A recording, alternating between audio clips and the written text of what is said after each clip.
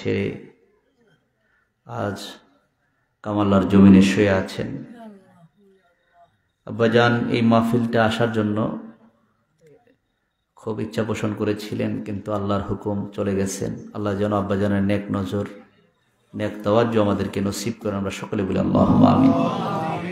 আজকের মাহফিলের প্রধান আকর্ষণ পীরে তরিকত, রহনুমায়ে শরীয়ত, মুর্শিদে মুকাম্মেল শাহ সুফি আলহাজ মাওলানা শেখ হাবিবুল্লাহ বেলালী আল কাদরি সাহেব, বাগে মদিনা গৌসিয়া দরবার শরীফ সরাইল। আব্বাজানের অত্যন্ত আদরের এবং বিশেষ করে এতক্ষণ যাবৎ যিনি অত্যন্ত সুন্দর আলোচনা করতেছিলেন, বাংলাদেশে গৌসে পাকের উপর একমাত্র পিএইচডি ডিগ্রিধারী, বিভিন্ন চ্যানেলের ধর্মীয় আলোচক আল্লামা ডক্টর মাসুম বাকিবিল্লাহ কাদের এখানে আমন্ত্রিত মেহমান হিসেবে ওলামায়ে কিরাম আছেন। সার্বিক তত্ত্বাবধানে যারা আছেন, মোহাম্মদ মাসুদ মোল্লা, নিবেদিত মোহাম্মদ আতাউল মুস্তফা সজল মোল্লা সহ এই এলাকার ছোট বড় গণ্যমান্য ব্যক্তিবর্গ, এখন এত রাত্র পর্যন্ত যারা বসে আছেন, প্রত্যেকের প্রতি আমার পক্ষ থেকে আন্তরিক মোবারকবাদ। এমন একটি বরকতপূর্ণ মাহফিলে আপনাকে আমাকে আসার এবং বসার মতো যে তৌফিক দান করেছেন, এত রাত্র পর্যন্ত বসে থাকার মতো আল্লাহ যে সুযোগ করে দিয়েছেন, তাই আল্লাহ পাকের নিকট শুকরিয়া আদায় করে আরেকবার বলি আলহামদুলিল্লাহ।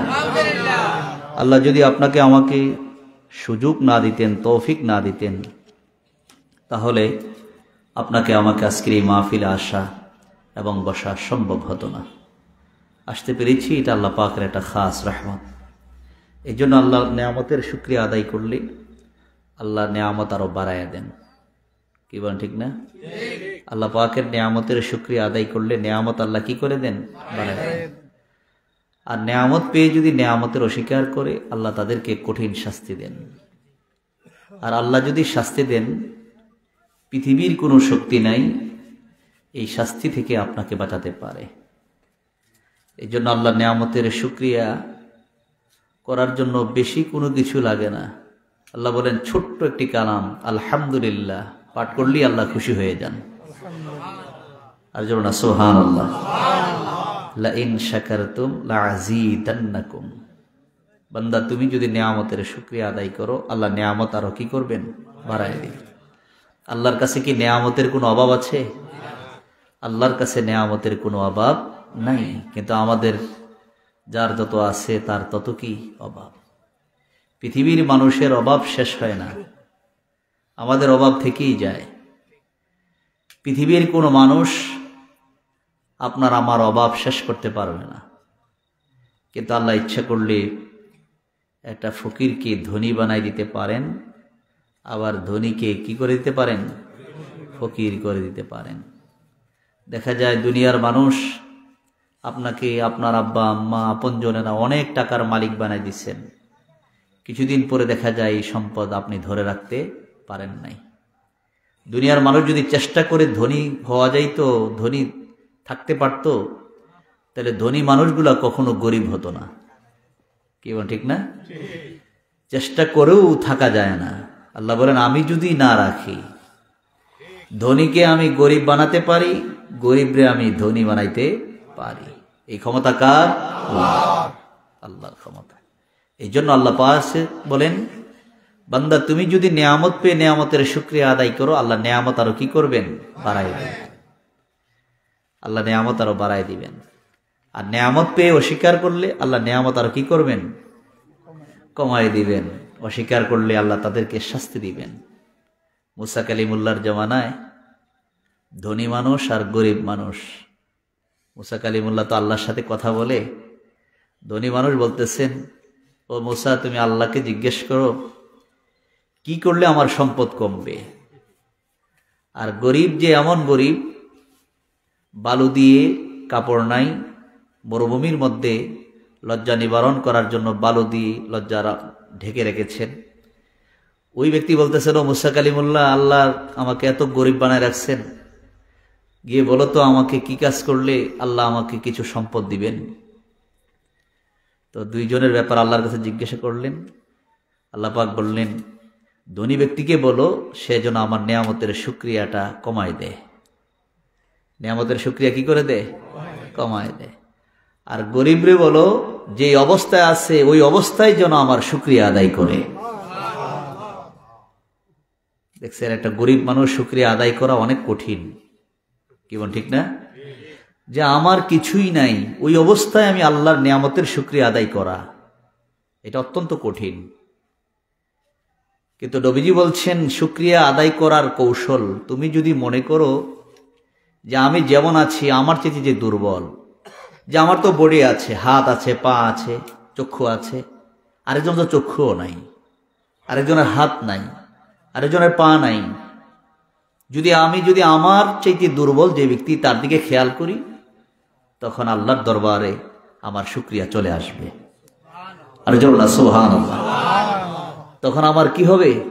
শুকরিয়া চলে আসবে যে আমার তো একটা হাতের কত মূল্য, পায়ের কত মূল্য, একটা বডির কত মূল্য, লক্ষ কোটি টাকা খরচ করলেও আপনি খরচ করতে পারবেন, কিন্তু আল্লাহ পাক যে হাত দিয়েছেন এমন হাতের মূল্য আপনি পৃথিবী তালাশ করেও কোথাও খুঁজে পাবেন না। আল্লাহ পাক বলেন, বান্দা আমি তোমাকে হাত দিলাম, পা দিলাম, বডি দিলাম, এত নিয়ামত গুলো আমি তোমাকে দিলাম, এই দামি জিনিসগুলো আমি তোমারে দিলাম একমাত্র আমার ইবাদত করার জন্য। তুমি আমার ইবাদত বাদ দি তুমি যদি আমার অন্যায় কাজগুলা করো, কুফরি করো, অস্বীকার করো, আমার হুকুম বাদ দি, আমার গোলামি বাদ দি যদি অন্য কাজগুলা করো, দুনিয়ার মানুষগুলা দেখা যায় সামান্য একটু উপকার করলে তোমাকে 10-5 টাকা দিয়ে বা তার তুমি সমস্যায় পড়লে দুনিয়ার মানুষ, তোমার কাছের মানুষগুলা তোমার কাছে দৌড়ায় এসে তোমাকে বিপদ থেকে উদ্ধার করে। উদ্ধার করার পরে ওই লোকটা যদি আপনাকে আমাকে ডাকে, দ্বিতীয় দিন যদি আপনাকে আমাকে কোনো ব্যাপারে যদি আহ্বান করে, আপনি যদি তার আহ্বানে সাড়া না দেন, দেখা যায় ওই মানুষগুলা, যেই মানুষটা আপনার উপকার করেছে ওই মানুষটা আপনার ক্ষতির জন্য নেমে যায়। কেউ ঠিক না? যে আমি তোমাকে উপকার করলাম, আজকে তোমাকে ডাকি, তুমি আমার ডাকে সাড়া দাও না। দেখা যায় ওই মানুষটাই আপনার আগের দিন উপকার করলো, কয়েকদিন পরে আপনার বিপক্ষে চলে যায়। কিন্তু আল্লাহ পাক বলেন, বান্দা আমি তোমাকে এত কিছু দিলাম, আমি ইচ্ছা করলে তোমাকে অন্ধ করে দিতে পারতাম, মায়ের গর্ভে আমি তোমাকে মেরে ফেলতে পারতাম, কোনো শক্তি নাই তোমাকে বাঁচাতে পারে, কিন্তু আমি তোমাকে বাঁচিয়ে রাখলাম, দুনিয়ার জমিনে পাঠালাম একমাত্র আমার ইবাদত, আমার গোলামি করার জন্য। আল্লাহ পাক বলেন, ওমা খালাকতুল জিন্না ওয়াল ইনসা ইল্লা লিয়াবুদুন। ইবাদত, জিন এবং ইনসানকে আল্লাহ সৃষ্টি করেছেন ইবাদত করার জন্য। ইবাদত তো তারাই করবে যাদের ভিতরে আল্লাহ এবং রাসূলের পরিচয় আছে। এখন আল্লাহ এবং রাসূলের পরিচয় কার ভিতরে আছে? সবাই তো বলি আল্লাহ আছেন, কিন্তু আল্লাহর ভয় কার ভিতরে আছে? আল্লাহর ভয়, আল্লাহর পরিচয় যার ভিতরে আছে তার ভিতরে আল্লাহর ভয় আছে। কি ঠিক না? আল্লাহর পরিচয় তো থাকতে হবে। এই জন্য নবীজি বলছেন, ও সাহাবীরা, আমার চাইতে বেশি তো তোমরা আল্লাহকে চিনো না, যার কারণে আমি আল্লাহর ইবাদত, আল্লাহর শুকরিয়া, সারা রাত্র জেগে শুকরিয়ার জন্য নামাজ পড়ে। যেই নবীজির আমল নামার মধ্যে কি নাই? কোনো গুনাহ নাই। আহলে সুন্নাত ওয়াল জামাতের আকীদা, নবীরা নিষ্পাপ, মাসুম, তাদের আমল নামার মধ্যে কোনো গুনাহ নাই। আর ওই নবী যদি সারা রাত্র জেগে নামাজ পড়তে পারেন, আমাদের আমল নামার মধ্যে গুনাহ আসেনি? হ্যাঁ, সবাই কোন আছে কি না? পৃথিবীর জমিনে এমন কোন ব্যক্তি বলতে পারবে যে আমার আমল নামার মধ্যে গুনাহ নাই? বলতে পারবে? প্রত্যেকের আমল নামার মধ্যে গুনাহ আছে। কিন্তু আল্লাহ পাক বলেন, বান্দা আমি তো তোমাদেরকে সৃষ্টি করেছি আমার ইবাদতের জন্য। ইবাদত তো তারাই করবে যাদের ভিতরে আল্লাহর পরিচয় আছে, আল্লাহর ভয় যাদের ভিতরে আছে। ওই মানুষগুলার ইবাদত, ওই মানুষগুলার আচরণ, ওই মানুষগুলার কথাবার্তা, লেনদেন দেখলেই বোঝা যায় তার ভিতরে আল্লাহর পরিচয় আছে। এই মানুষগুলার দিকে দেখলেই আল্লাহর কথা স্মরণ হয়। এই মানুষগুলাকে দেখলেই এই জন্য বড় পীর আব্দুল কাদের জিলানী রাহমাতুল্লাহ আলাইহি বলেন, আল্লাহর ওলি কারা? যাদেরকে দেখলে আল্লাহ এবং আল্লাহ রাসূলের কথা স্মরণ হয়, তারাই হলো আল্লাহর ওলি। আর জোরে না সুবহানাল্লাহ। যেই মানুষগুলাকে দেখলে পরকালের চিন্তা আসে, পরকালের ভয় এগুলা খেয়াল হয়, তাহলে বোঝা গেল ওই মানুষগুলার দাম আল্লাহর কাছে বেশি। এই মানুষগুলা যখন আল্লাহর কাছে চায়, আল্লাহ বলেন তার হাতগুলা আমি খালি ফিরাইয়া দিতে পারি না। এই জন্যই আল্লাহ পাক বলেন, উদউনি আস্তাজিব লাকুম। বান্দা তুমি যদি, কিন্তু সবার ডাকে তো আল্লাহ সাড়া দেয় না। কিন্তু আল্লাহর মাহবুব বান্দা যারা, ওই বান্দাগুলা যখন আল্লাহকে ডাকটা দেয়, ডাকটা দিতে দেরি, আল্লাহ বলে, কিন্তু আল্লাহ তো বলেছেন নিশ্চয়ই নামাজ খারাপ কাজ থেকে ফিরায় রাখে। কিন্তু আমি নামাজও পড়ি, অন্যায় করি, নামাজ পড়ি, চুগলখড়ি করি, নামাজ পড়ি, আরেকজনের হক নষ্ট করি। জান্নাতা কত্তাত, চুগলখোর কখনোই জান্নাতে প্রবেশ করবে না। চুগলখোর কি জান্নাতে কি করবে না? প্রবেশ করবে না। এখন তো আমরা নামাজ পড়তেছি, আর নবীজি বলতেছেন চুগলখড়ি যারা করে তারা তো জান্নাতে প্রবেশ করবে না। এখন চুগলখড়ি দ্বারা মানুষের ক্ষতি হয় না? হ্যাঁ, সকালে বলে ক্ষতি হয় কিনা? যত ঝগড়া ফাসাদ, মারামারি, কাটাকাটি, দেখা যায় আপন দুই ভাইয়ের মধ্যে তৃতীয় আরেকজন আইসা দুইজনের মধ্যে কি লাগায়? এই ঝগড়াটা লাগায়। আমি তো আপনার ভালোই চাই, কিন্তু আপনার ভাই তো আপনাকে এমন কথা বলছে, আমার ভাই হইলে খবর আছে। এই যে পয়লা যে একটু লাগাই দিল, এটা কি তার উপকার করলো না ক্ষতি করলো? হ্যাঁ, সকাল উপকার করলো না ক্ষতি করলো? ক্ষতি করে ফেললো। এই যে কাজগুলা করে পৃথিবীর জমিনে শুধু আমরা জিনদেরকেই খারাপ বলি, যে জিনের ভিতরে শয়তান আছে, কিন্তু আল্লাহ পাক কোরআনের মধ্যে বলছেন, আল্লাযী ইউওয়াসবিসু ফি সুদুরিন নাস মিনাল জিন্নাতি ওয়ান নাস। যে মানুষের ভিতরে যে ওয়াসওয়াসা দেয়, শুধু জিনে না, খান্নাসি আছে, জিনের ভিতরেও আছে, মানুষের ভিতরেও আছে। এখন আছে কিনা? হ্যাঁ, সকল আছে কিনা? আসে। দুই প্রকার থেকেই মানুষ ক্ষতিগ্রস্ত হয়। মানুষ ক্ষতি করে, জিনও কি করে? ক্ষতি করে। তখন এগুলা থেকে বাঁচার জন্য এখন কিভাবে বাঁচবেন? আমরা তো প্রত্যেকেই নামাজ পড়তেছি, রোজা রাখতেছি, ইবাদত করতেছি, কিন্তু আল্লাহ পাক বলছেন বাহ্যিকভাবে যদি দেখাও যায় মানুষের মতো, প্রকৃত মানুষ তো তারাই যাদের অন্তরগুলা পরিশুদ্ধি করতে পারেছে, তারাই হলো সফল কাম। এই জন্য আল্লাহ পাক বলছেন, কাদ আফলাহা মান যাক্কাহা ওয়া কাদ খাবা মান দাসসাহা। সুবহানাল্লাহ। সফল তো তারাই যাদের দিলটা পবিত্র। সুবহানাল্লাহ। এই দিলকে পবিত্র করতে পারে নাই, তারা সফল হতে পারে নাই। এখন দিল পবিত্র করা অত্যন্ত কঠিন। এই জন্য বলা হয়েছে যে আপনার দুশ্মন, তার সঙ্গে লড়াই করবেন, এটা তো আপনি চিনতেই পারেন সে আপনার দুশ্মন, কিন্তু আপনার দিলের সাথে জিহাদ করা, এটা তো আপনার সাথে থাকে। আপনার নফসের সঙ্গে লড়াই করা এটা অত্যন্ত কঠিন। এই জন্য নবী বলছেন, আসাদুল জিহাদে জিহাদুল হাওয়া। নফসের সঙ্গে জিহাদ করা হলো বড় কঠিন জিহাদ। এই নফসের সাথে যদি কন্ট্রোল করতে না পারেন, এটাকে আপনাকে তিলে তিলে তিলে তিলে আস্তে আস্তে আপনাকে কুফুরের দিকে, অন্যায়ের দিকে এমনভাবে নিয়ে যাবে, দেখা যায় আপনি বুঝতেছেন সঠিকটা, এরপর আপনি ওইটা মানতে পারতেছেন না, কারণ আপনার দিল আপনাকে ওই দিকে যাইতে দেয় না। কেন যাইবা? আল্লাহ তো তোমার জ্ঞান দিছে, আল্লাহ তোমার টাকা দিছে, পয়সা দিছে, বংশ দিছে, গোত্র দিছে। মক্কার কাফেরা বলছিল, নবীজির কাছে কেন যাইবা, তোমরা তো কম আছে, বলছো কিনা? হ্যাঁ, সকালবেলা এই কথাগুলো কাফেররা বলে নাই? বলেছেন, কিন্তু যাইতে পারেন নাই। কেন যেতে পারেন নাই? তাদের বাধা হয়ে গেছে, টাকা পয়সা, ধন সম্পদ, সৌন্দর্য, বংশ, সব কিছু মিলে বাধা হয়ে গেছে। কিন্তু নবীজির কাছে যখন প্রথম মুসলমান যারা হয়েছেন, দুর্বল দুর্বল মানুষগুলা, নিরীহ মানুষগুলা, নবী যখন দাওয়াত দিলেন, তারা কালিমা পড়ে মুসলমান হয়ে গেছেন। আর জোরে না সুবহানাল্লাহ। এই মানুষগুলা ভিতরে কোনো প্রশ্ন জাগে নাই, নবী বলছেন কালিমা পড়ে মুসলমান।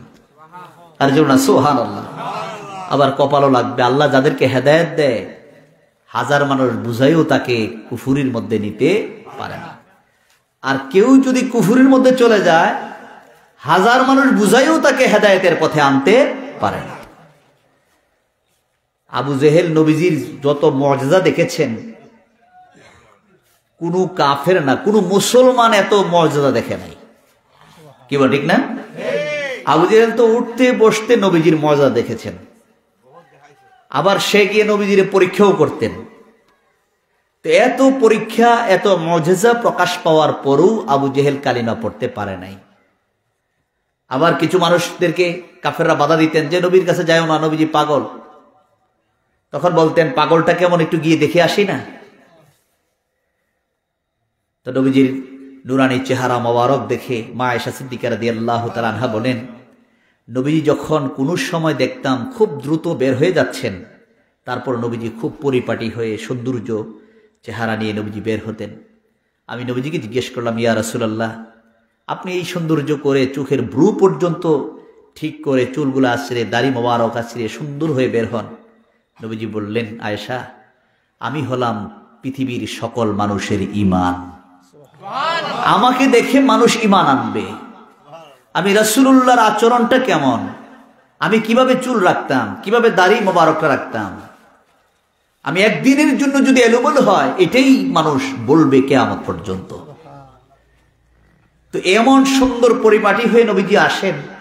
সাহাবায়ে কেরাম কাফেররা যখন বাধা দিতেন যে পাগল তো যায়ও না, তখন যাদের ভিতর আল্লাহ ইমানের নূর দিবেন, কালিমা পড়বেন, তারা বলতেছেন, পাগলটা কেমন, একটু গিয়ে দেখে আসি না। বাধা দিচ্ছ, আচ্ছা দেখি না, পাগল হলে পাগলটা কেমন দেখি না। নবীজির সুন্দর চেহারা মোবারক দেখে বলেন, পাগল তো হতে পারে না, এমন সুন্দর মানুষ আবার পাগল হয় নাকি? আর জোরে না সুবহানাল্লাহ। যেই চেহারার দিকে তাকায় থাকতে মন চায়, যেই চেহারার মায়ায় মানুষগুলা জীবন দিতে রাজি। হাবশির বেলাল রাদিয়াল্লাহু তাআলা আনহু বলেন, হযরত আবু বকর সিদ্দিক রাদিয়াল্লাহু তাআলা আনহু বলেন, যেই নবীজির চেহারার দিকে তাকায় থাকতেই মন চায়। পৃথিবীর মানুষগুলা পৃথিবীর কাছে কত সৌন্দর্য আছে। হযরত আবু বকর বলেন, আমার পৃথিবীর মধ্যে তিনটা পছন্দনীয় জিনিস আছে, এর মধ্যে একটা হলো নবীজির চেহারা মুবারকের দিকে তাকিয়ে থাকা। এক নম্বরই হলো নবীজির চেহারা মুবারকের দিকে তাকায় থাকা। নবীজির চেহারার দিকে তাকায় থাকতেই মন চায়, নবীজির চেহারা মুবারকের সামনে বসে থাকতেই মন চায়। জোরে না সুবহানাল্লাহ। ওই নবীজির চেহারা মুবারক কত সুন্দর। ইউসুফ আলাইহিস সালামও সুন্দর, আপনার নবী আমার নবীও সুন্দর। ইউসুফ আলাইহিস সালামের সৌন্দর্য দেখে ওই মিশরের নারীরা হাত কেটে দিয়েছিল। মা আয়েশা সিদ্দিকা রাদিয়াল্লাহু তাআলা আনহা বলেন, তো হাত নয়, হাত কাটতে কাটতে যদি কলিজা কেটে ফেলতো, তারপরও তারা টের পাইতো না। সুবহানাল্লাহ। হাত কাটতে কাটতে যদি কলিজা কেটে ফেলতো, তারপর তারা কি করতো না, টের পাইতো না। শেখ আব্দুল আহমদ দেহলভী রাহমাতুল্লাহ আলাইহি বলেন, ইউসুফ আলাইহিস সালাম ছিলেন সাদা সুন্দর, আর আপনার নবী আমার নবী হলেন লাবণ্যময় সুন্দর। যেই সৌন্দর্যের দিকে তাকাইলে মানুষের চোখ জোড়ায়, আর আমার নবীর সৌন্দর্যের দিকে তাকাইলে চোখ নয়, চোখ জোড়ায়, অন্তর জোড়ায়া যায়। চোখ জোড়ায়, অন্তর জোড়ায়। যেই নবীজির চেহারা মুবারকের দিকে তাকায় থাকলে মানুষের অন্তরের মধ্যে শান্তি চলে আসে। আর জোরে না সুবহানাল্লাহ। এমন নবীর উম্মত আমরা। ওই নবীজি বলেন, ও দুনিয়ার মানুষ, তোমরা যদি প্রকৃত ঈমানদার হতে চাও, ওই মানুষটার দাম দুনিয়াতে সবচেয়ে বেশি। ওই মানুষটাই হলো ভালো মানুষ। ওই মানুষটাই হলো দুনিয়ার জমিনে সবচাইতে দামি মানুষ, যার দিলটা পবিত্র। সুবহানাল্লাহ। যার কালটা পবিত্র হয়ে গেল। এই কালবের পবিত্রতার জন্যই মদিনার জামাত কাজ করে থাকে। কি বলেন, ঠিক না? এই গভীর রাত্রে, এই রাত্রে আমরা যারা আছি, সিলেক্টেড করা মানুষ, আল্লাহ কবুল করুন। সকলে বলুন আমিন। আল্লাহ যেন কবুল করেন। মদিনার জামাতের আদর্শে আদর্শবান হওয়া, এই মদিনার জামাত দুনিয়াবি আপনাকে দুনিয়ার এই কাজ ওই কাজের জন্য ডাকে না, প্রত্যেকটি মানুষের উপকারের জন্য। উপকার করা, এই মদিনার জামাতে আদর্শবান হওয়া, এই কালবের পরিশুদ্ধিতা অর্জন করা। কারণ ওই দিন আপনার টাকা পয়সা, আজকে মরে গেলেই দেখা যাবে টাকা পয়সা সব যা জমাট করছেন, এটি হয় আপনার ছেলে, না হয় আপনার ভাই, আপন জনেরা এটি বন্টন করে নিয়ে যাবে। কি বল, ঠিক না? আর কালবের পরিশুদ্ধি অর্জন করতে পারলে আমার জীবন, আপনার জীবন সফল কাম। মৃত্যুর পরে আর কোনো চিন্তা নাই, ভয় নাই। কালবে সালিমের মালিক যারা হবে, ইয়াউমা লা ইয়ানফাউ মালু ওয়ালা বানুন ইল্লা মান আতাল্লাহা বিকলবিন সালিম। ওই দিন তোমার টাকা পয়সা, ছেলে মেয়ে, ধন সম্পদ কোনো কিছু উপকার আসবে না। দেখেন তো, আজকে যদি মরে যান, একটু নিজে নিজে একটু চিন্তা করেন তো। আপনি যেই বাড়ির জন্য, যেই জায়গার জন্য, যেই জমির জন্য এত কিছু করলেন, আজকে শুধু আপনার রুহুটা বের হয়ে যাবে, বডিটা ঠিকই থাকবে, আল্লাহর হুকুম রুহুটা কি চলে যাবে। দেখা গেছে দুনিয়ার কেউ আর আপনাকে কাছে টানবে না। আপনার ছেলে, আপনার মেয়ে, ছোট ছোট বাচ্চাগুলো আপনার সাথে ঘুমাইতো, আজকে বলবেন না আব্বার কাছে আর কি যাবে নাকি? সবাই কান্নাকাটি করবে, মায়ায় কানবে ঠিক, কিন্তু কাজও চলবে। দুনিয়ার মানুষগুলা পাষাণের মতো কাজ শুরু করে দিবে, কিন্তু আপনাকে ঘর থেকে বের করে দিবে। গায়ের জামা কাপড়গুলা খুলে মার্কিনের কাপড় পরাই এতিমের মতো আস্তে আস্তে কবর দেশে ঠিকই তাদের কার্যক্রম করে আস্তে আস্তে আপনাকে কবরে দাফন করে যার যার মতো চলে আসবে। সম্পদও থাকবে, বাড়িও থাকবে, সব থাকবে, কিন্তু আপনি তো চলে গেছেন। একদিন, 2 দিন, 3 দিন, 4 দিন কান্নাকাটি করার পরে বছর খানিক চিন্তা করে করে আপনার জন্য একটু মনে হইলে কানবে, দোয়া করবে। এরপরে তো দুনিয়ার মতো চলতেছে। যেমন আপনার আব্বা, আপনার আম্মা, দাদা দাদি, নানা নানি আপনজন যে চলে গেছেন, প্রথম কয়েকদিন যেভাবে খারাপ লাগছে, এরপরে কি এরকম খারাপ লাগলে সফল কাম হওয়া দরকার আছে কিনা? হ্যাঁ, সফল দরকার। লেখাপড়া হয়, কোরআন হাদিস শিখে, যে জ্ঞানটা হলো উপকৃত জ্ঞান, ওই জ্ঞানটা আমরা যাদের কাছে পাবো, তাদের সোহবতে বসলে যে এই জ্ঞানগুলা পাওয়া যায়, এগুলোই অনেকে বুঝতেছে না, বুঝতে চেষ্টাও করে না, বুঝার কি করে না, চেষ্টাও করে না। এগুলা দরকার আছে কিনা? হ্যাঁ, সবার দরকার আছে কিনা? যেমন রাসূল সাল্লাল্লাহু আলাইহি সাল্লামের সাহাবী ওমর রাদিয়াল্লাহু তাআলা আনহু, আপনার কালটা যদি একটু নড়াচড়া করে, তখন বুঝতে পারবেন কালবের যে কি পাওয়ার আছে। কেউ কালবের পাওয়ার আছে কিনা? হ্যাঁ, সকলের পাওয়ার আছে কিনা? এই কালবের পাওয়ার বুঝার জন্য আল্লাহর ওলিদের দরবারে যাওয়া, তাদের সংস্পর্শে বসা, তাদের কাছে গিয়ে যদি বসতে পারেন, বসার মতো যদি বসতে পারেন, তাহলে হইতে পারে 1 মুহূর্ত কাল বসে থাকা, আল্লাহর ওলিদের সোহবতে বসে থাকা 100 বছর নফল ইবাদতের চাইতে আরো বরকত হয়ে যায়। আর জোর না সুবহানাল্লাহ, আর জোর না সুবহানাল্লাহ। দেখেন ওলিদের কেমন পাওয়ার, অসংখ্য ঘটনা আছে। বড় পীর আব্দুল কাদের জিলানী রাহমাতুল্লাহ আলাইহি, খাজা মঈনুদ্দিন চিশতি রাহমাতুল্লাহ আলাইহি, মুজাদ্দিদ আল ফিসানি রাহমাতুল্লাহ আলাইহি, শাহজালাল ইয়ামিনী রাহমাতুল্লাহ আলাইহি, এই সমস্ত আল্লাহর ওলি যারা ছিলেন, তাদের জীবনের মধ্যে কারামত ছিল না? সকলেন ছিল কিনা? কদমে কদমে কারামত। আর কারামতটা হলো কারামাতুল আউলিয়া হাক্কুন। ওলিদের কারামতটা কি? সকল ওলিদের কারামতটা কি? আর যারা ওলিদের কারামত বিশ্বাস করে, তাহলে নবীর মুজিজা, নবীর ব্যাপারে তাদের কোনো সন্দেহ থাকতে পারে না। যে একটা ওলির শান যদি এমন হয়, আমার নবীর মর্যাদা কত। যেমন বড় পীর আব্দুল কাদের জিলানী রাহমাতুল্লাহ আলাইহি বলেন যে উনি হলেন সমস্ত আউলিয়া কিরামদের সর্দার। তো ওনার কদমে কদমে কারামত দেখে ওনার একজন মুরিদ বললেন, হুজুর আপনার শান মান কত বেশি, আপনার কদমে কদমে কারামত, আপনার শান নবীজির কাছে, আল্লাহর কাছে জানি কেমন দামি আপনি। সাহাবাই কেরামদের কাছে, সাহাবাই কেরামদের তুলনায় আপনার মর্যাদা জানি কেমন, একটু সাহাবী কেরামদেরকে একটু তুলনা দিয়ে কথা বলতে চাইছেন। এটাই বড় পীর আব্দুল কাদের জিলানী রাহমাতুল্লাহ আলাইহি রাগ হয়ে গেছেন, বললেন কার সাথে কি তুলনা দাও। অর্থাৎ দেখেন, হক্কানি আল্লাহর ওলি যারা হয়, তারা নিজেদেরকে কত ছোট মনে করে। বলতেছেন একজন সাহাবী যদি মরুভূমি দিয়ে ঘোড়া চালায় যায় আর ওই ঘোড়ার পিছনে যে বালুকণাগুলো উঠবে আর একটা বালুকণা যদি এক পাল্লায় দেওয়া হয়, আমার মতো আব্দুল কাদের জিলানীকে যদি হাজার আব্দুল কাদের জিলানীকে যদি এক পাল্লায় দেওয়া হয়, তারপরও নবীজির কাছে সাহাবাই কেরাম, আল্লাহর কাছে সাহাবাই কেরামদের যেমন মর্যাদা আছে, আমি আব্দুল কাদের জিলানীর মর্যাদা একটা বালুকণার চাইতে আরো কম। দেখছেন একজন আল্লাহর ওলি সাহাবাই কেরামদেরকে কি মর্যাদার চোখে দেখেন। আর আমরা এখন সাহাবাই কেরামদেরকে নিজেদের সঙ্গে তুলনা করতে করতে এমন জায়গায় নিয়ে যাই, বলতে চাই যে তাদের আমলের চাইতে আমাদের আমল কি হ্যাঁ বেশি বলতে চায়। আল্লাহ নবীর সাহাবাই কেরামদের শান, তাদের মর্যাদা এত বেশি, আল্লাহ পাক তাদেরকে এত দামি বানায় দিয়েছেন, আল্লাহ পাক তাদেরকে এত মর্যাদা দিয়েছেন। আল্লাহর নবী ফরমান, আমার এক একটা সাহাবী আকাশের তারকার মতো উজ্জ্বল। কেউ যদি আমার একটা সাহাবীকে অনুসরণ করে সে হেদায়েতের রাস্তা পেয়ে যাবে, সে নাজাত পেয়ে যাবে। আল্লাহ নবীর সাহাবাই কেরামদের মর্যাদা যদি এমন হয়, তাহলে আমার নবীর মর্যাদা কেমন? সুবহানাল্লাহ।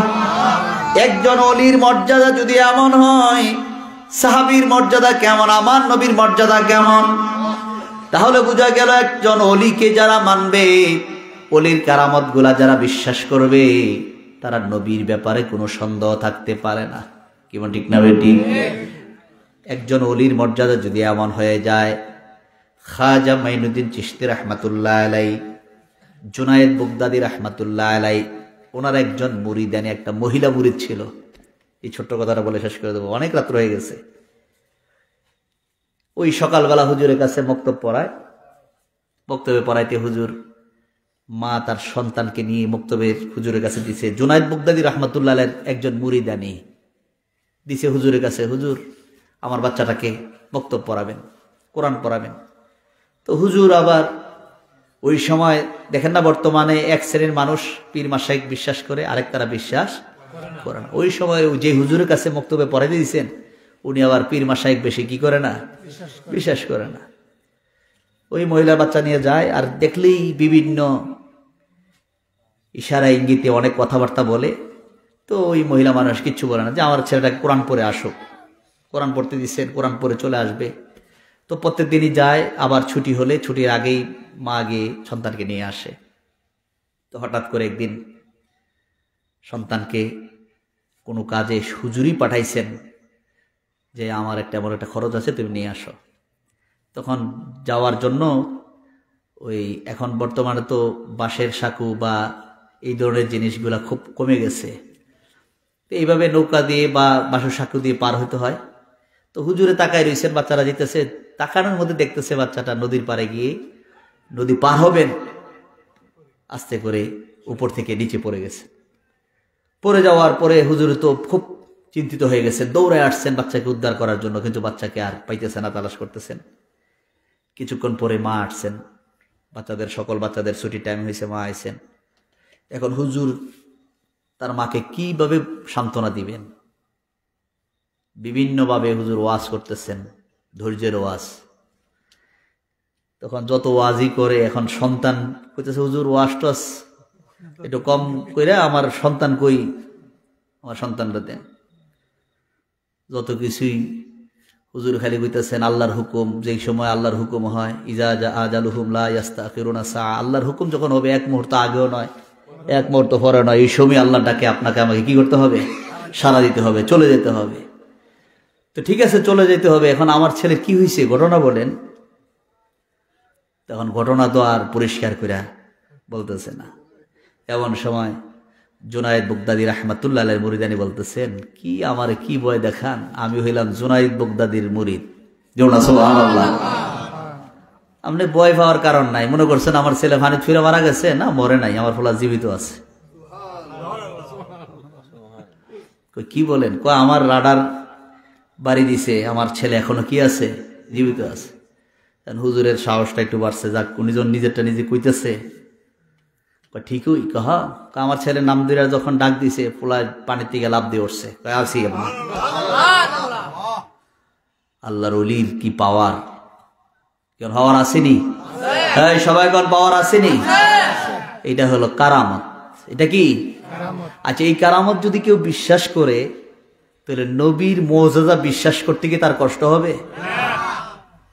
এই জন্য তো বিশ্বাস করতে কষ্ট হয়। কিভাবে কষ্ট হয়? নবী মেরাজ করছেন। এই যে আগের মাস গেল রজব মাস, রজব মাসে যে মেরাজ হয়েছে, কোরআন হাদিস পড়ার পরও বলতেছে যে নবীজির মেরাজটা কেমনে হয়েছে, এটা বিশ্বাস করতেই তাদের কষ্ট হয়। বিশ্বাস করতে কি হয়? যে নবীজির মেরাজটা কিভাবে করছেন এটা বিশ্বাস করতে তাদের কি হয়? কষ্ট হয়। যদি কারামত বিশ্বাস করতো, তাহলে নবীজির মেরাজ সম্পর্কে তার কি থাকতো না?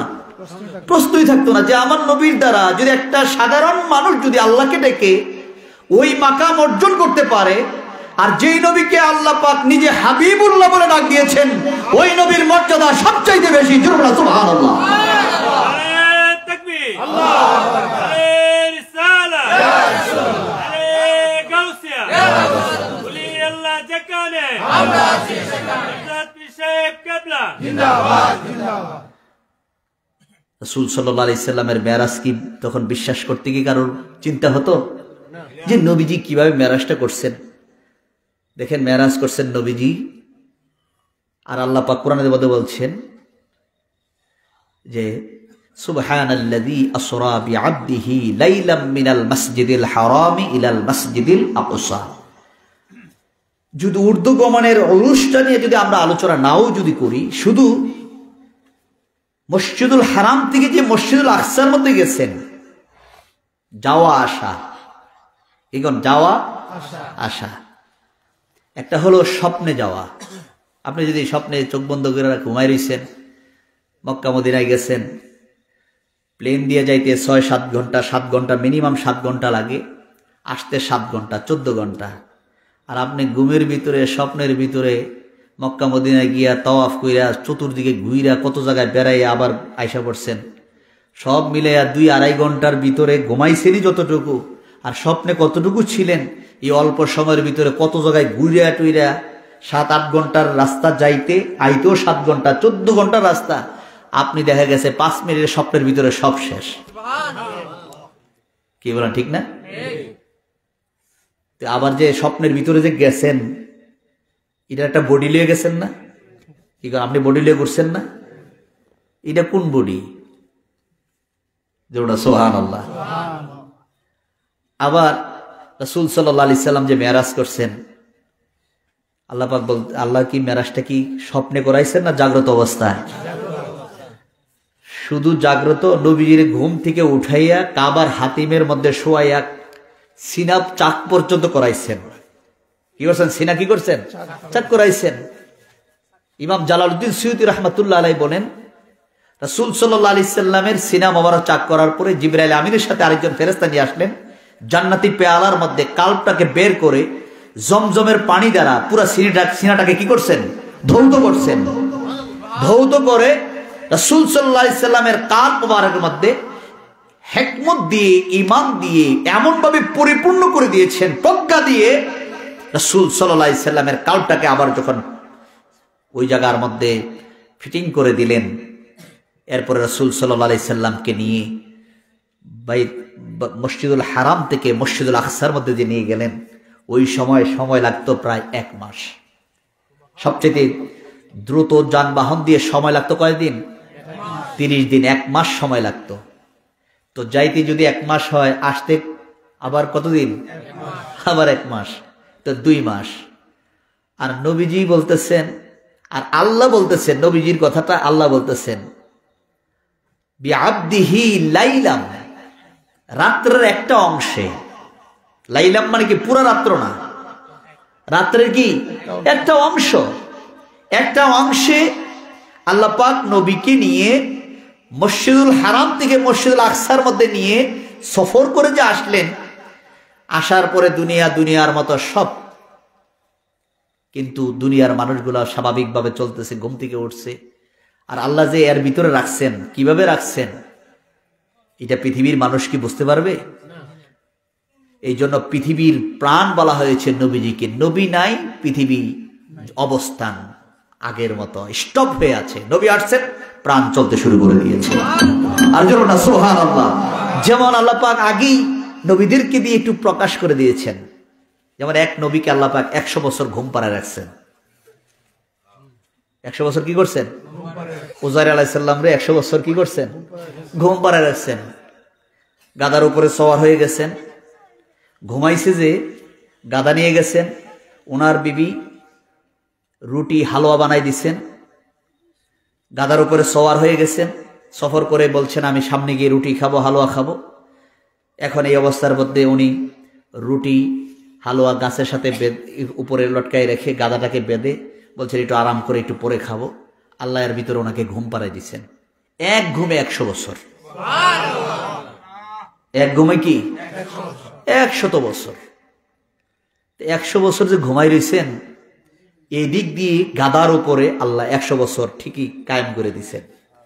গাদা মরে পচে একদম বিলীন হয়ে গেছে।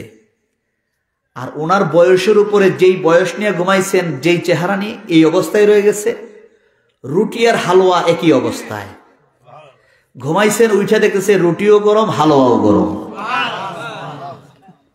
রুটিও গরম, হালুয়াও কি, আর গাদা কি বিলীন। গাদা ধরে দেখি যে কি ব্যাপার, গাদা গেল কই? হাড্ডি দেখা যায়, ধরলে হাড্ডি গুঁড়া হয়ে যায়। কিছুক্ষণ পরে দুনিয়ার দিকে তাকায় দেখে দুনিয়া কি কেমন জানি হয়ে গেছে, কারণ 100 বছর তো চলে গেছে। 100 বছর কি চলে গেছে। যেমন সন্তান রেখে গেছে 40 বছরের, এখন সন্তানের বয়স হয়ে গেছে কত? 140। আর উনি মনে করেন 70 বছর বয়সে ঘুমাইছেন, 70 নিয়ে উঠছেন।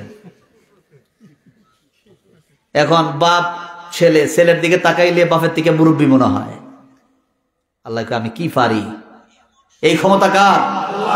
এই শোনো, এই ক্ষমতা কার? আল্লাহকে আমি পারি তো। আগে এগুলো আগে তো আগেই আমি করে রাখছি, এরপর আমার নবীরে দিয়ে এই কামগুলো করাইছি। আর যেমন সুবহানাল্লাহ, নবীজি মেরাজে গেছেন, আয়েশা দেখতেছে অজুর পানি গড়াচ্ছে, বিছানাও গরম। সকালবেলা মেরাজের কথা বলার পরে আবু জেহেল বলতেছেন, আমি এতদিন পাগল কইতাম, পাগলের কোনো ডকুমেন্টস, কোনো প্রমাণ ছিল না, আজকে প্রমাণ পাওয়া গেছে। মুহাম্মদ সাল্লাল্লাহু আলাইহি ওয়াসাল্লাম নিজেই এই যেই কথা বলতেছে মক্কার কেউ বিশ্বাস করবে না। এই নিজে নিজে খালি খুশি। এমন সময় হযরত আবু বকর সিদ্দিক রাদিয়াল্লাহু তাআলাকে পায়ে বললেন, আবু বকর তুমি জানো তোমার নবী কি বলছেন? কি বলছে?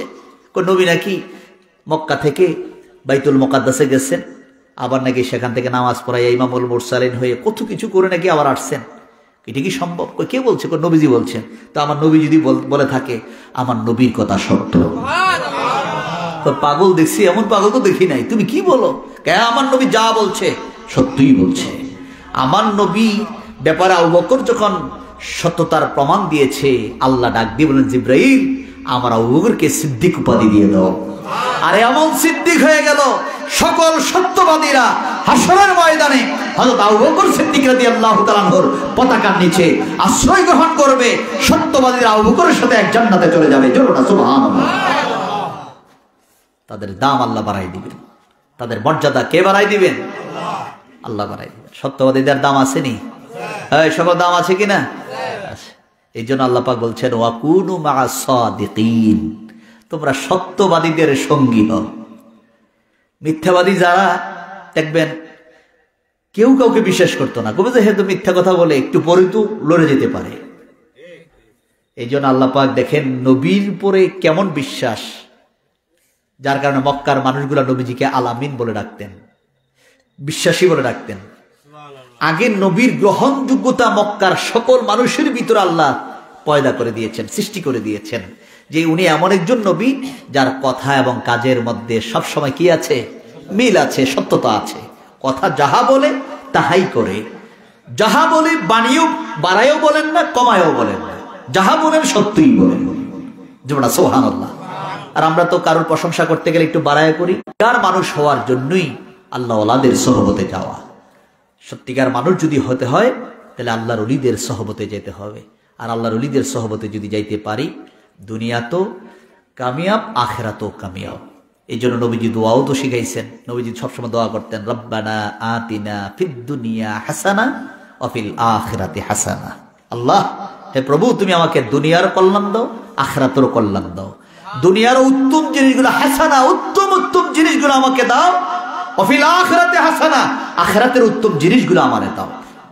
এরপর নবীজি বলছেন ওয়াকিনা আযাবান নার, সর্বশেষ বলছেন আমাকে জাহান্নামের আগুন থেকে বাঁচাও। তাহলে আমরা দুনিয়ারও কল্যাণ চাই, আখিরাতেরও কি চাই? কল্যাণ চাই। এরপরে জাহান্নামের আগুন থেকে বাঁচতে চাই। এই জন্য আল্লাহ বলছেন কু আনফুসাকুম ওয়া আহলিকুম নারা, তুমি জাহান্নামের আগুন থেকে বাঁচো, তোমার আহালদেরকে বাঁচাও। চেষ্টা করলে জাহান্নামের আগুন থেকে বাঁচা সম্ভব, কিন্তু মৃত্যু থেকে বাঁচা কি নয়? হাজার চেষ্টা করলে মৃত্যু থেকে বাঁচা যাবে? হাজার চেষ্টা করলেও মৃত্যু থেকে বাঁচা যাবে না। কিন্তু যদি চেষ্টা করা হয় যে আমি জাহান্নামের আগুন থেকে বাঁচতে চাই, তাহলে জাহান্নামের আগুন থেকে বাঁচা কি সম্ভব। যা হোক, আজকের মাহফিলে অল্প সময় কথা বলবো, খেয়াল করেছি অল্প কথাই, এর ভিতরে আল্লাহ যেন বরকত দান করেন। অনেক রাত্র হয়ে গেছে। আজকের মাহফিলের যিনি সম্মানিত প্রধান অতিথি আব্বা ছিলেন, আব্বার জন্য আপনাদের কাছে আন্তরিকভাবে দোয়া চাই। আজকে আমাদের এই কামাল্লা দরবার শরীফের মাসিক তালিমের মাহফিল, কিন্তু এই মাহফিলটা আব্বা নিজে ডেট দিয়েছেন। আমি জানি এখানে যারা আছে অনেকেই জানেন, আব্বা নিজে ডেট দিয়েছেন, যার কারণে আব্বা জানের সম্মানার্থে আব্বা ডেট দিয়েছেন। এই জন্য আমি আজকের এই মাহফিলে আগেই চলে আসছি। আল্লাহ যেন এই মাহফিলটিকে এবং বিশেষ করে আব্বা জানের নেক নজর, নেক তাওয়াজ্জু, আল্লাহর ওলিদের যে একটা তাওয়াজ্জু আছে, এগুলা বোঝার জন্যই আল্লাহর ওলিদের কি তাওয়াজ্জু, কি নেক, এগুলো বুঝতে হলে আল্লাহর ওলিদের সোহবতে যারা যাবে, যারা পাবে, তারা ছাড়া আর কেউ বুঝতে পারবে না। কি কোন কেউ বুঝতে পারবে? যে পায় সেই পাবে, সেই বুঝবে। যে পায় না সেই কিছুই পায় না, কিছুই বুঝতে পারবে না। এই জন্য আল্লাহর ওলিদের সোহবতে গিয়ে যেন আমরা বুঝতে পারি, আল্লাহ যেন সেই তৌফিক দান করেন। আমরা সকলে বলি আল্লাহুম্মা আমিন। আরেকবার বলুন আল্লাহুম্মা আমিন। যা হোক, অল্প কথার ভিতরে অনেক সাইডে কিছু কিছু কথা বলেছি। আল্লাহ যেন অল্প কথার ভিতরে বুঝার মতো, বিশ্বাস রাখার মতো। ঈমান হলো বিশ্বাস। ঈমান কি? সব আছে, কিন্তু বিশ্বাসের পাল্লা কম। তাহলে কি ঈমান থাকবে? যে হইতেও পারে, নাও পারে না, এই সন্দেহ ইসলাম। আল হালালু বাইয়িনুন ওয়াল হারামু বাইয়িনুন, হালালটা যেমন স্পষ্ট, হারামটাও কি স্পষ্ট। আপনাকে স্বীকার করে নিতে হবে, বিশ্বাস করতে হবে। এখন যদি বলে যে নবী এটা পারবি কি পারবে না, আল্লাহ জানে, দিতেও পারে নাও পারে, কি করে এই বিশ্বাস হলে কি ঈমান থাকবে? আল্লাহকে, আমার নবীকে আমি এমন পাওয়ার দিয়েছি, আমি রাহমাতুল লিল আলামিন করে পাঠিয়েছি, আমি আমার নবীকে হাবিবুল্লাহ বলেছি, আমার নবীকে শাফায়াতের অধিকারী বানায় দিয়েছি, দিব কি দিব না, এই সন্দেহ থাকলে কি ঈমান থাকবে? আর নবীজি হাদিসের মধ্যে বলছেন, মদিনার মসজিদে যারা গেছেন, সবুজ সাইনবোর্ডের মধ্যে লেখা আছে শাফাআতি লি আহলিল কাবাইরি মিন উম্মতি, আমার উম্মতের মধ্যে যারা কবিরা গুনাহ করেছে আমি রাসূলুল্লাহ তাদের জন্য সুপারিশ করব। সুবহানাল্লাহ। এখন কেউ যদি সুপারিশ করতো, আল্লাহ ফাওয়ার দিলে করতে পারবে। এখন কোন সময় দিব, কোন সময় করবে, এই সন্দেহ থাকলে কি হবে নাকি? আল্লাহ নবীজি বলতেছেন আমি সুপারিশ করব, শাফাআতি লি আহলিল কাবাইরি মিন উম্মতি। সুবহানাল্লাহ। নবীজি বলছেন আযানের পরে যারা দোয়া করবে, আযানের পরে দোয়া আসেনি? হ্যাঁ, সবাই দোয়া আসেনি। এখন দোয়াটা যে পাঠ করবে, বুখারী শরীফ হাদিসের মধ্যে আছে, কিতাবুল আযানের অধ্যায়ের মধ্যে হাল্লাত লাহু শাফাআতি, নবীজি বলছেন তাকে সুপারিশ করা আমি রাসূলের জন্য ওয়াজিব হয়ে যায়। এখন নবীর উপর ওয়াজিব হয়ে যায়। এখন যদি বলেন যে সুপারিশ করতে পারলে না ওয়াজিব হইতো, আর নবীজি বলতেছেন আমার উপর ওয়াজিব হয়ে যায় তাকে সুপারিশ করা। সুবহানাল্লাহ। এই জন্য বিশ্বাসের পাল্লাটা যত ভারী হবে, এই জন্য আবু বকর সিদ্দিক রাদিয়াল্লাহু তাআলা বিশ্বাসের পাল্লাটা কম না বেশি? হ্যাঁ, সবাই কম না বেশি? দেখেন বলছেন আবু জেহেল যে বলছেন মেরাজটা বিশ্বাস, পাগল তো, এটাও বিশ্বাস করে। কাহা নবী বলছেন তো, আমার নবী সাদ্দাক্তা ইয়া রাসূলুল্লাহ, নবী যা বলছেন সত্যই বলছেন। নবীর কথার মধ্যে কোনো গোপন নাই, বানানো কোনো কথা নাই, যা বলেন সত্য বলেন। আর জন্য সুবহানাল্লাহ। এই জন্য নবীজি বলছেন আমার আবু বকরের ঈমানকে যদি এক পাল্লায় দেওয়া হয়, আর ওমর থেকে নিয়ে কিয়ামত পর্যন্ত সকল মানুষের নেক যদি ঈমান যদি এক পাল্লায় দেওয়া হয়, তারপর আমার আবু বকরের পাল্লাটাই ভারী। তা আবু বকর সিদ্দিক রাদিয়াল্লাহু তাআলা কি করছেন, কিন্তু বিশ্বাসের পাল্লাটা সবচেয়ে কি ভারী, ইমানের পাল্লা, ধীরতার পাল্লা এত ভারী, কাফেররা যতই চেষ্টা করেছে বিন্দু পরিমাণ, চুল পরিমাণ হযরত আবু বকরের ঈমান থেকে সরাইতে পারে না। যেমন সুবহানাল্লাহ। এই ধীরতা থাকা, এই মদিনার জামাতের মধ্যে ধরে রাখা অত্যন্ত কঠিন। এই আছে এই নাই, না হবে না, ধরে রাখতে হবে, বুঝতে হবে। বুঝলে চেষ্টা করবেন, আল্লাহ বুঝ দিয়ে দিবেন। আর চেষ্টা করবেন না, দেখা গেছে বুঝ আস্তে আস্তে কি হয়ে যায়, সে তো লেগেই আছে। আপনাকে কৌশলে কৌশলে আস্তে আস্তে করে বন্ধুত্ব, বন্ধু হয়ে বলছেন, বন্ধু তোমার কিছু সাক্ষাৎকার নিতে কুরবানি করার জন্য। তখন ছেলের কাছে যখন স্বপ্নের কথা বলছেন, ছেলেকে সব বাপ ছেলের মধ্যে কথা সব ক্লিয়ার, নিয়ে যাবে কুরবানি, মিনাতে নিয়ে যাচ্ছেন, কুরবানি করবেন। তখন ইব্রাহিম আলাইহিস সালামের চাদরের ভিতরে ছুরি নিয়ে তাকে মিনাতে গিয়ে কুরবানি করবেন। কিন্তু মাঝখান দিয়ে শয়তান বিদ্যমানের সুরত ধরে আয়েশা বলতেছেন, ইসমাইল জানো তোমার ভিতরে ছুরি আছে, এটাও সত্য, আমাকে যে জবাই করবে এটাও সত্য, কিন্তু মাঝখানে এই কথাগুলো আমাকে বলার পিছনে তার উদ্দেশ্য খারাপ। তার উদ্দেশ্য কি? তার উদ্দেশ্য খারাপ। তখন ইসমাইল আলাইহিস সালাম পাথর নিয়ে তাকে ঢিল মারতে আরম্ভ করলেন। 3টি জায়গায় ঢিল মারছেন। এই 3টি জামারায় হাজিদের জন্য পাথর মারা ওয়াজিব হয়ে গেছে। আর যেন না সুবহানাল্লাহ। কিন্তু শয়তানের উদ্দেশ্য কি ভালো ছিল না খারাপ ছিল? খারাপ ছিল। এখনো আমাদের কিছু মানুষ আছে কয় সত্য কথা বলাই লাগে, বলতেই হবে, কিন্তু উদ্দেশ্যটা কি? হ্যাঁ, সবাই এখন উদ্দেশ্যটা কি? এই জন্য উদ্দেশ্য ঠিক রেখে যদি কথা হয়, এই কথার মধ্যে বরকত হয়। এই কথার মধ্যে কি হয়? বরকত হয়। এই কথার মধ্যে তাসির হয়। এই জন্য আল্লাহ যেন আমাদের কথা এবং কাজের মধ্যে অন্তর থেকে আমরা সমস্ত কথা যেন আল্লাহ এবং আল্লাহর সন্তুষ্টির জন্য, আল্লাহ রাসূলের সন্তুষ্টির জন্য যেন কথা বলতে পারি। আল্লাহ যেন প্রত্যেককে তৌফিক দান করেন। আজকের এই মাহফিলকে আল্লাহ যেন কবুল করেন। আমরা সকলে বলি আল্লাহুম্মা আমিন। সকলের কাছে দোয়া চেয়ে আজকের মাহফিলের প্রধান আকর্ষণ সরাইল বাগে মদিনা দরবার শরীফ হযরত পীর সাহেব কিবলা আপনাদেরকে নিয়ে আখিরি মুনাজাত করবেন। আমি আপনাদের কাছে দোয়া চেয়ে আমার আলোচনা এখানে শেষ করলাম। ওয়া আখিরু দাওয়ানা আনিল হামদুলিল্লাহি রাব্বিল আলামিন। আসসালামু আলাইকুম ওয়া রাহমাতুল্লাহি ওয়া বারাকাতুহু।